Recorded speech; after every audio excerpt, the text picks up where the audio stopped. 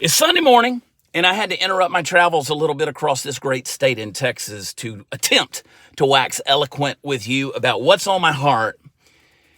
And I want to try to tell you a little bit about what it means to love Texas and why that's important.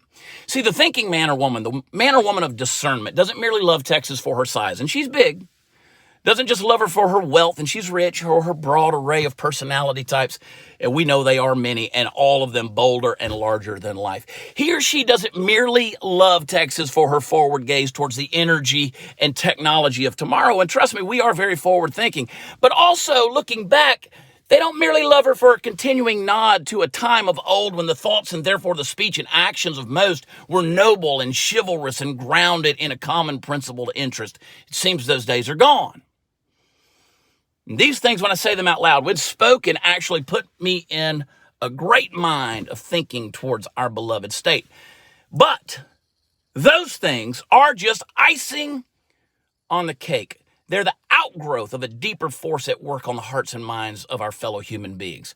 See, it is the natural proclivity of mankind to drift and pursue in the direction of liberty. We pursue freedom.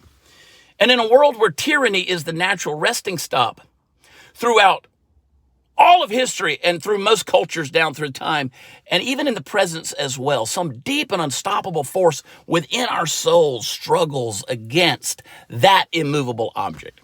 See, inside the walls of our own minds, where the only successful invaders are death, which is dangerous, and ideology, which is more dangerous, the core of our being seeks meaning, and even more than that, freedom, both of which, it is worth noting, are endowed to us by the same holy source.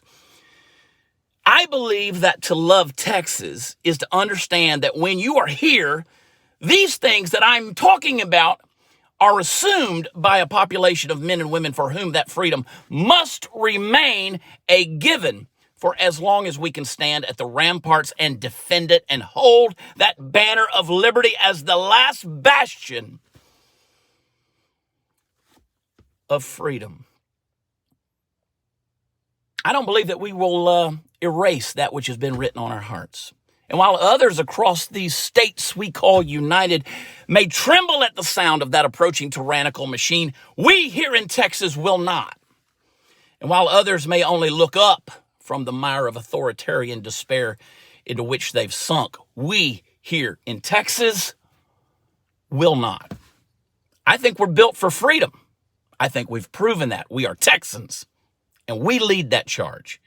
And knowing that to your core, the essence of your being, deep in your soul, that is what it means to love this great state. Prather2022.com. Happy Sunday. God bless you. God bless Texas.